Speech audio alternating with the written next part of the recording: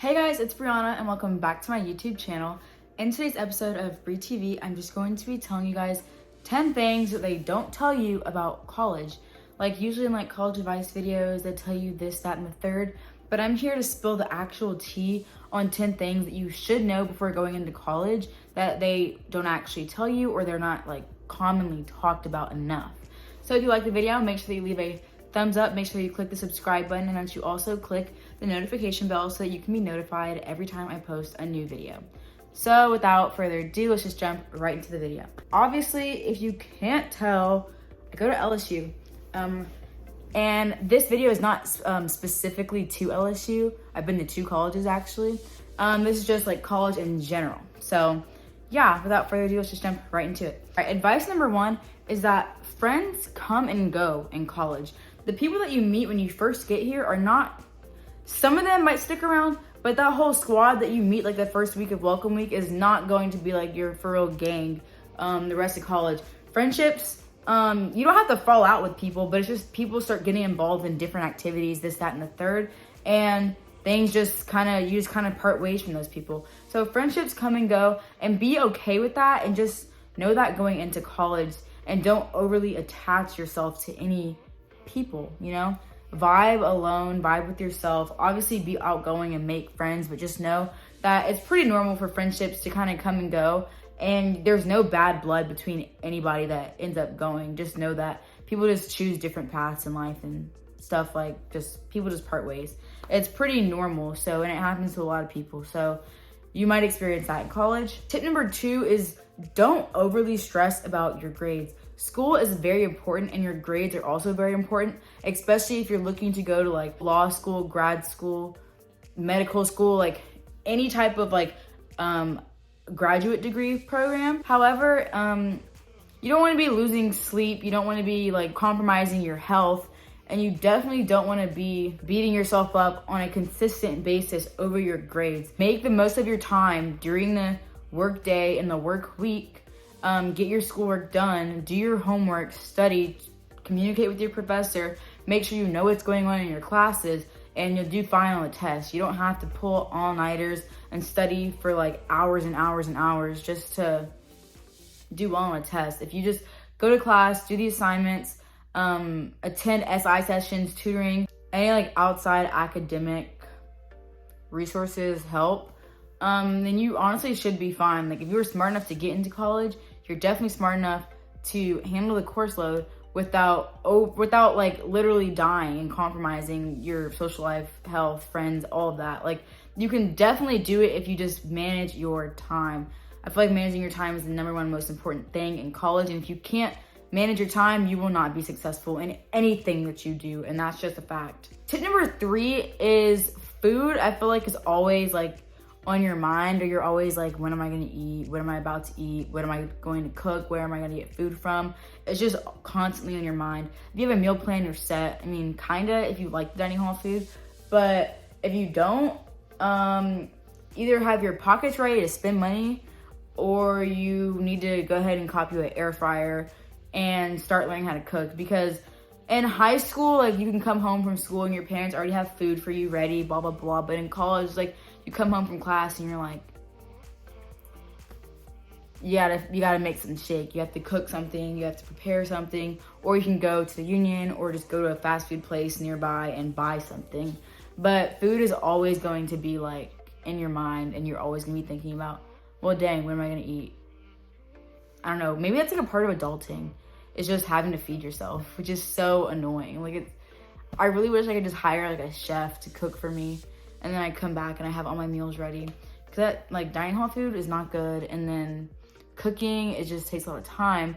But it really doesn't take that much time if you have an air fryer. So definitely should get one to make your life a lot easier. Chicken and tilapia are so easy to make in an air fryer, and they taste amazing, and they're healthy. So tip number 4 is that, yeah, when you get to college, you go to a couple parties and you have fun, but honestly, it really starts to get old really quick. And depending on where you go to school, it can get dangerous really quick too. We just had our homecoming weekend last weekend, and it was kind of dangerous. There was a lot of stuff going on. We were blessed to be able to go back to our rooms after that night and be safe, but There's a lot of people at other universities that didn't have a chance to make it home during their school's homecoming, and that's extremely sad. So partying is fun, but it starts to get old, honestly. And by like your junior, senior year, you kind of already experienced a lot of the social scene, and it's kind of the same thing every weekend. And so it just starts to get a little boring. So finding hobbies or like things to do with your friends on the weekends is like something I highly recommend that you do. Once you kind of get in that like party plateau of, okay, this is like lame. Tip number 5 is that y'all definitely need to be fact checking your academic advisors. They know what they're doing to a certain extent, but this is your degree, this is your education that you're paying for. So you need to make sure that you are in control of your classes, and that you know what classes you have to take and when to take them so you can graduate on time.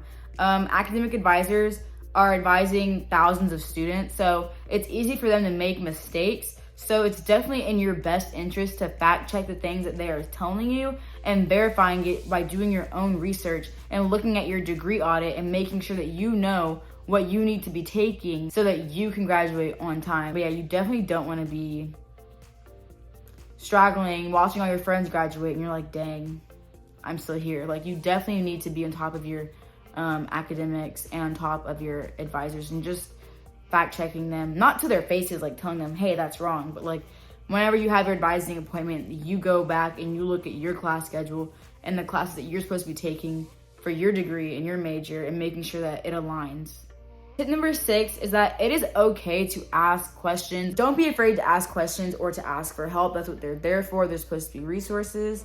And like I said earlier, it's your education. You're only going to get out what you put into it. So make sure that you are asking questions, and don't be scared to ask a question if you don't understand something, because then it's just going to lead to a lot of confusion down the road. And then it's going to make it harder for you when you fail a test because you didn't ask a question for clarification to learn something that you were confused about. Ask questions when you go to tutoring, when you go to class, when you go to SI sessions. Ask questions. Do not be afraid to ask questions.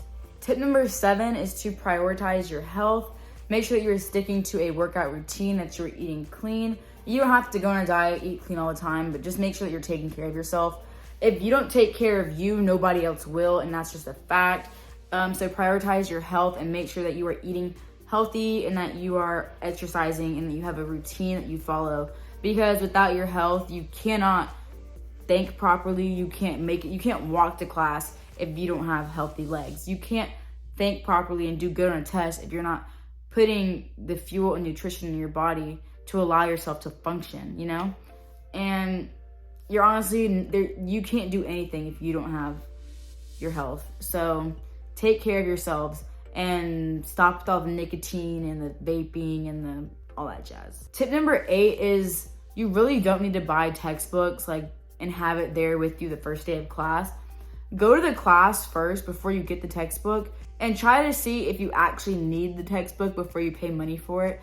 Because I've definitely taken classes where I didn't get the textbook and I still got an A. Honestly, save yourself so much money if you just wait until the teacher tells you how important the textbook is to the class and how relevant it is and how if the information in the textbook is going to be on the test and stuff before buying it. Because just buying it and then you never use it, it's like you just wasted $100, $200. Like, wait till you go to class, see if it's necessary, and then decide whether or not you want to get it.